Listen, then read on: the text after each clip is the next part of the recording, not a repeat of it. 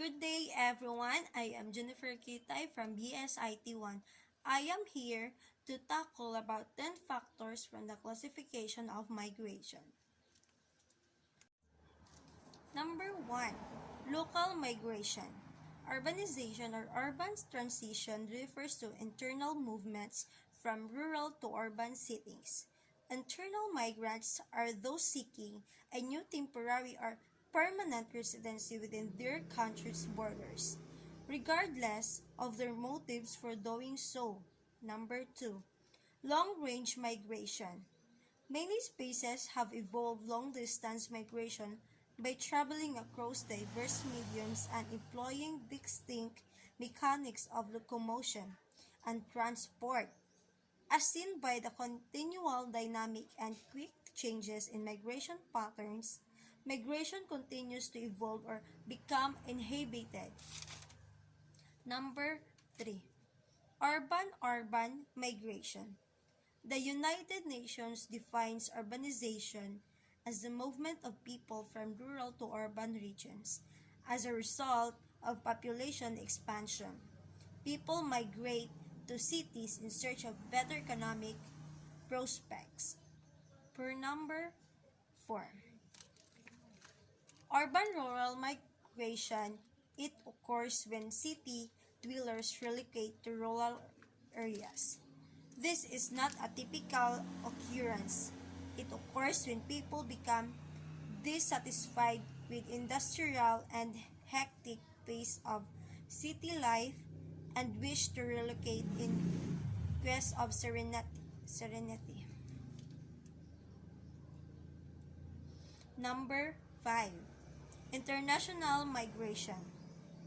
The movement of people across international borders for the goal of settling is known as international migration. International migrants relocate from one country to another on a regular basis. For the example of international migration, in recent decades, the Mexico-US Migrant Coordinator has become one of the world's busiest. About 12 million Mexican immigrants live in the United States now. This number has decreased in recent years as net flows have reversed, with more Mexican immigrants departing than entering the country. For the number 6, permanent migration. Permanent migration when someone moves from one place to another permanent. They have no intention of returning to their previous residence. Temporary migration has a time to concentrate. It's possible that it's big for seasonal work. Migrants who are forced to migrate have no choice but to do so.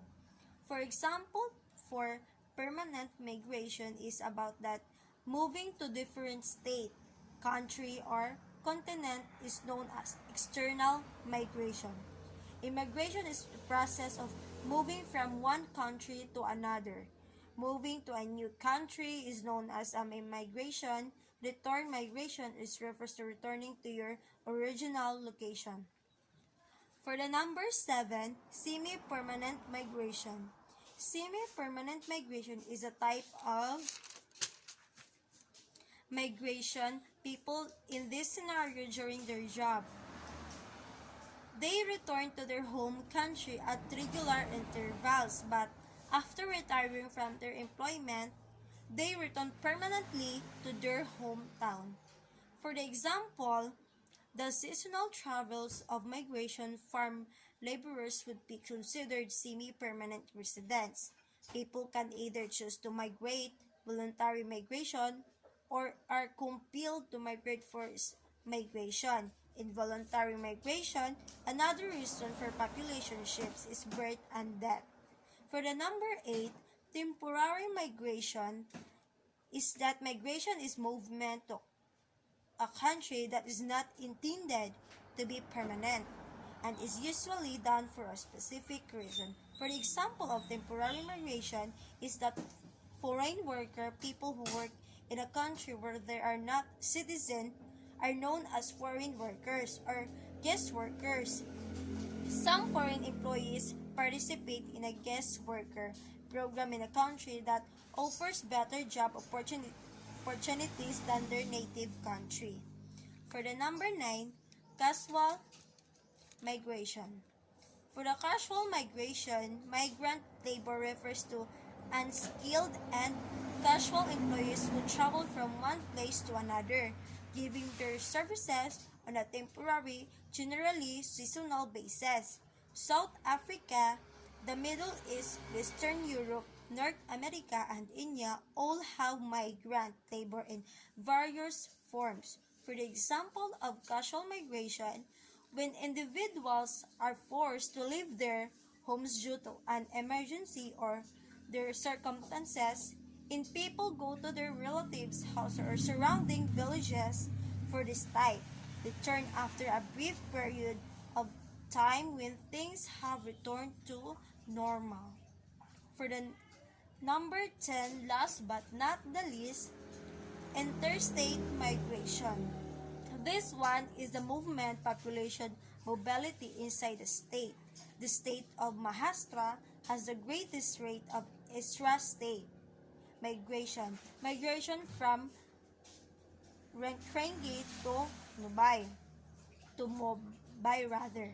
For example, the migration of people outside of the state's borders. And that's all. Thank you.